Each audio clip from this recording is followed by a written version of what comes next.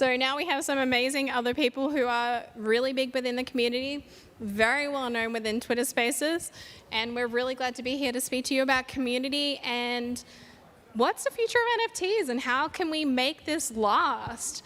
So if everyone, why don't we start with Craig? Tell us a little bit about yourself and tell us about yourself. Sure, I can do that.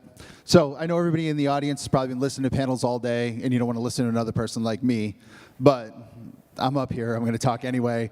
On Twitter, I'm actually the Etholorian. If you don't follow me, that's totally fine. I'm not used to being referred to as Craig in this type of setting. Amy actually asked me, do you want to talk about your project? I said no.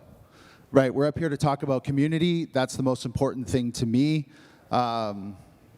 So I'm going to give a little plug right here at the beginning. I'm just going to say we're talking about culture, community, and longevity in this space.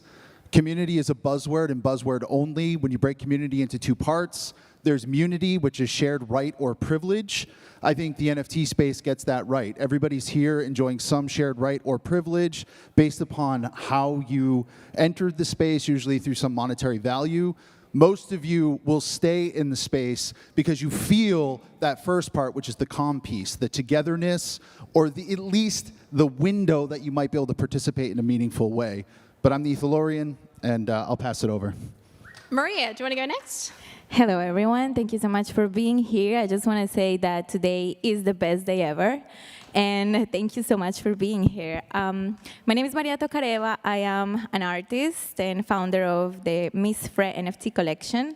I've been an artist all my life, but only doing art for the past 7 years. And last year, I launched my collection, and it's incredible the power of the community, the support that I have received, and it really changed my life. We launched on Magic Eden, sold out in 2 minutes, and here we are building a bigger community and, making new friends. Moishe. Hey, everyone, a pleasure to be here. I love these kind of panels, feel like we're just sitting out here on a Twitter space. Difference is, we're all sitting here actually fully in person. There's no avatars here. And we can actually have a casual, legitimate conversation, in front of people who can actually participate with a, raise of hands and not limited to 6 emojis. I absolutely love that. And, community is what we're all about. And this panel idea, the panel topic of speaking on a community, this is what we're here. We're here for community. This is built on community, and it's all the value. We'll get into it. And Madam Savvy. Hi, everyone. So I am a community manager for hire. I also help train other community managers. I've been building communities since actually 2009 in the early days of YouTube. So I have a very unique perspective on this. And on top of that, I do focus more on the creative side of community and marketing. So creative writing, lore building, and really getting people engaged and keeping the conversation going. And I guess finally, my name's Amy. I am a Twitter Spaces host for at least a year. I focus on marketing and advisory for NFT projects and artists as a whole. I come from a tech and IT background, and I've been in crypto for more than 10 years now. So yeah, let's go a bit open. Who wants to speak about how you build a community? Let's keep it real basic at the beginning and how do you think we should be building communities in this day and age, especially with now the market downturn has made a lot of people run and made a lot of people bitter. So what is your tips to make communities grow in this kind of bear market? I'll take that one. Sure. So, to quote a legend, in America, John F. Kennedy said, ask not what your country can do for you, but what you can do for your country. And I think that's something that we should be applying to your community. It's not about, go buy my product, go mint this out, go do this, giving them call to actions constantly. It's about being there first to provide value, about bringing a group of people together, because that's what people have always wanted to do since the inception of time. They want to go together as individuals, we're limited in how much we can do. If you have a project that you're by yourself and you're doing it all by yourself, you're never going to succeed. The solo entrepreneur has nothing on what a group of people can do together. And it's so powerful when you have a group of people together. And to have people who care, people who are empathetic, people who really value people as a whole, and gather a group of people who are like-minded about a topic, a subject, a emotion, a feeling. In the aftermath of COVID and people being isolated and separated, it's absolutely amazing that we had these Discord communities, we had Clubhouse, we had Twitter Spaces where people can gather together on a topic that they enjoy to speak together and just to communicate. And step one is to remember that we're all people. Behind every avatar, behind every internet facade that people put on, we are all human, and we all have the same basic needs, the same basic wants. We are all human. And if you look inside of yourself and you actually have an honest conversation with yourself and understand who you are, you'll understand the people next to you. Because at the end of the day, we're not that different. We're all humans. We all have the same basic needs. And to just be able to understand each individual and have community moderators and leaders who understand that and are able to cater to each individual and treat them as individuals, that's how we are able to cultivate that environment, and that will ultimately lead to whatever your goal is in building that community. Yeah, and you mentioned community moderators. I'd really like to bring Savvy into this, especially with your background, helping train and also being a community moderator yourself. What would be your key points that you'd like to recommend to people in this sort of scenario? Yeah, so there's a reason why back in Web 2 and other companies that we have these large-scale teams that handle community management. You have the initial person who's probably running the Twitter, the Discord for a company, but then you have other people as well, from creative writers to graphic artists to your hype beasts. Believe it or not, that's actually a position. I don't know what the technical term is called, but companies do rely on these big teams. And so it's really important to remember that when you are setting up your project, when you are looking for somebody to hire for this position or moderators, you have to understand that most people are not going to be an all-in-one package. So it's okay to assist them, or it's okay to look for other help, or it's okay to ask them, hey, what are your writing skills? Because I noticed that's actually a major, major lacking point in this space. The reason why a lot of these successful projects do so well is because they have a team, a creative team that is helping to push a narrative. So when you talk about lore building, you need those important key points for your community manager and your moderators, because they're going to be passing that information on, and they are going to be the face, essentially, of your project. So you want to make sure that they are effective in communicating and they understand the story that you are trying to tell, or the story that you're trying to fill in the space that you think isn't actually there. That's a really good point. And I think lore building in a project is incredibly important. A lot of people don't think about that. They don't think about anything beyond, hey, let's mint this out, let's get our money and get out. That seems to be quite common in NFTs nowadays. Whereas if you're looking at people who are trying to build longevity, you're looking at people who are building the lore, they're building the long term. That's what you want in an investment, because it is going to go up and down. The market is inclined to do that, and as we know right now. But I think it's really important for us to focus on that longevity aspect. Now, for me personally, I would like to see utility done away with as this buzzword that everyone uses.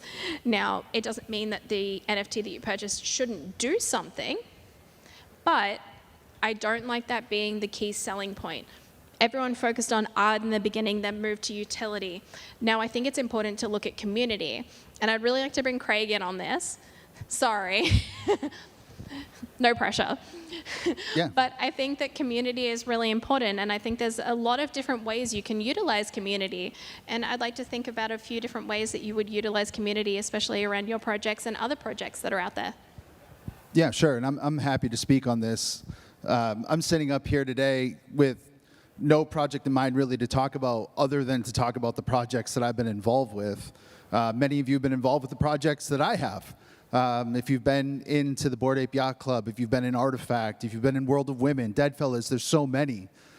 I've been involved with all of them, and I've participated in the communities. I can tell you that I've exited many of those communities because I've really planted my flag in a community that I think means something to me, and it's spread across multiple projects, but it's a shared community, right? Because again, it's about the word munity, that shared right or privilege, right? These things that we enjoy together, these experiences that we have, and then that com piece, that first 3 letters, they're so powerful. It's what we're doing together. And, this morning I was up at, just to tell you, like I was up visiting the Murakami exhibit at the Gagosian. And there were a bunch of clones, standing out in front. And then there were people who also were part of the artifact community that were part of the shared rights and privilege that were not clone holders. And I think that that's fantastic, right? Because you shouldn't have to buy into any community that you're involved with. It shouldn't be token gated, right?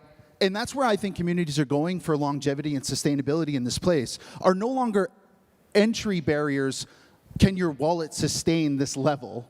Rather, are you willing to be a good participant? Are you willing to co-participate in the building of this experience together? And if you are willing to co-participate in that building, that shared experience together, that's really where we unlock the synergies between the people, like Moishe was talking about, right? It unlocks the power that I as a creator, right, or any one of these creators have together. As we come together, I like to say all the time, and my friends are in the front row, we become like Voltron, right? We're all individual robots, but we come together, we can fight these mega, villains together.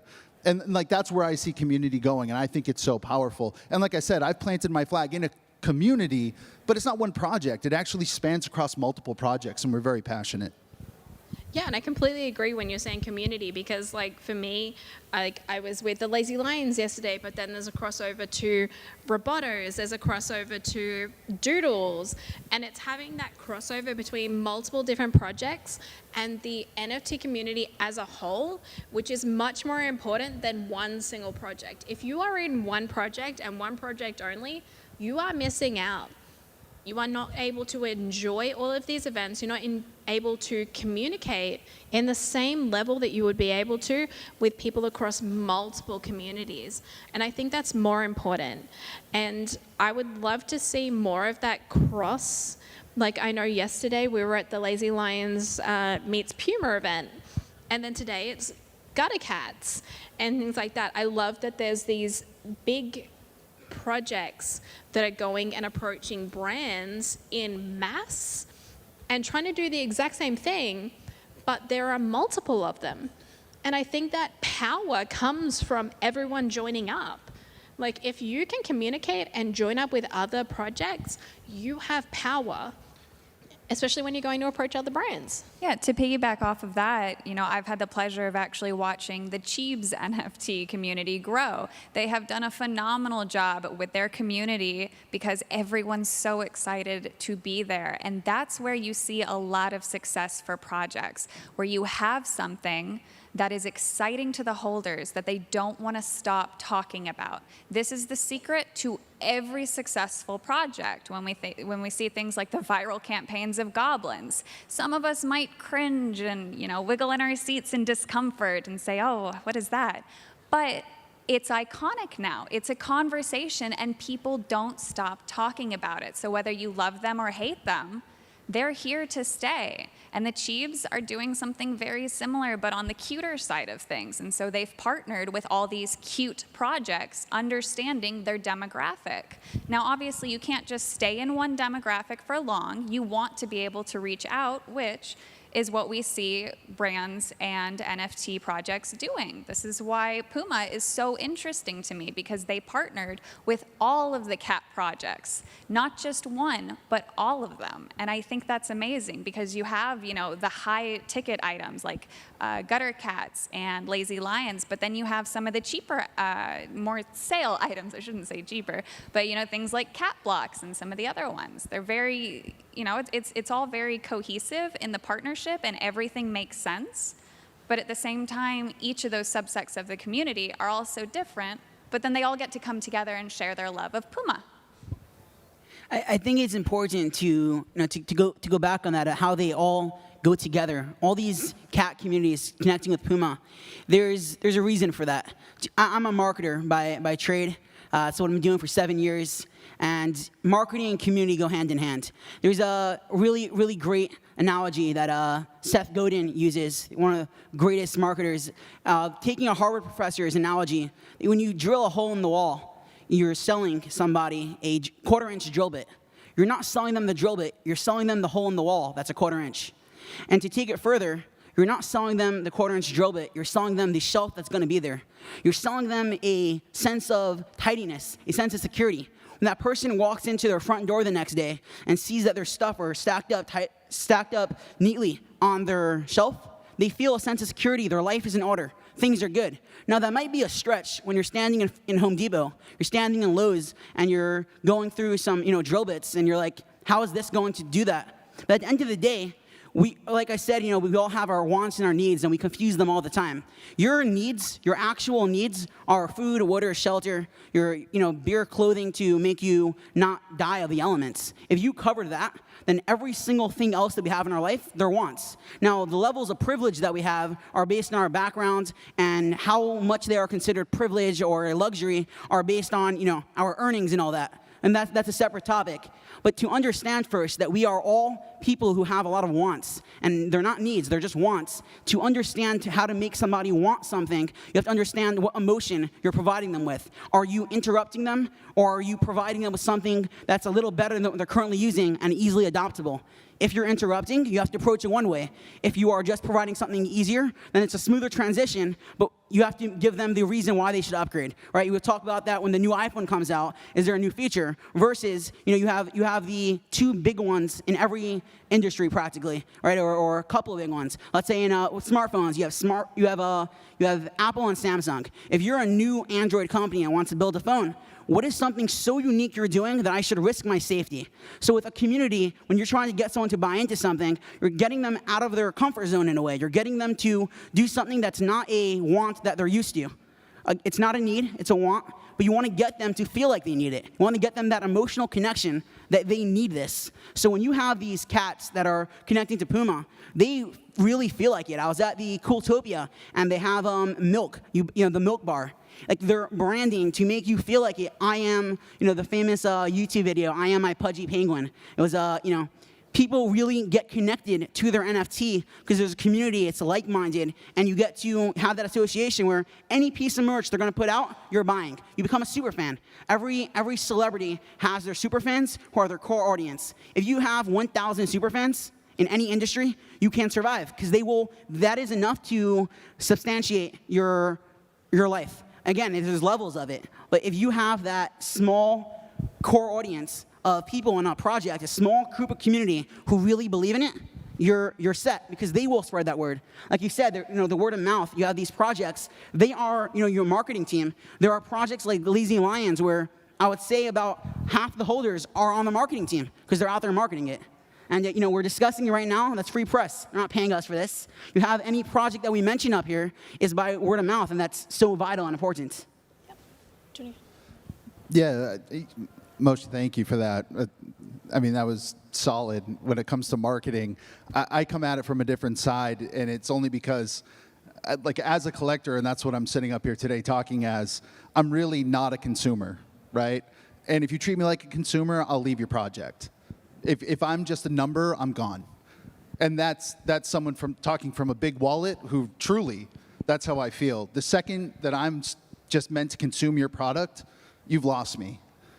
I think it's important to provide fun for the community, to make things together, not only to sell them things, but include them in the things that you're doing. If you have an event, include them. If you cannot come into the real life, okay, let's jump on Tech Connect Club, or let's do a live, and you can be there, and you can feel that you're there. And also, have groups where people can talk about other interests between each other in your community. Maybe it's not about your project, but they get to know each other. So one of the things that I like to do is we do these little contests for people to write. So to write about anything they want. And then, we go and we read, and people get really excited because they get to be a part of the creative process, and it's fun. Yeah, so that gets to, what are we really trying to unlock here? Most people in this room have probably purchased an NFT at some point.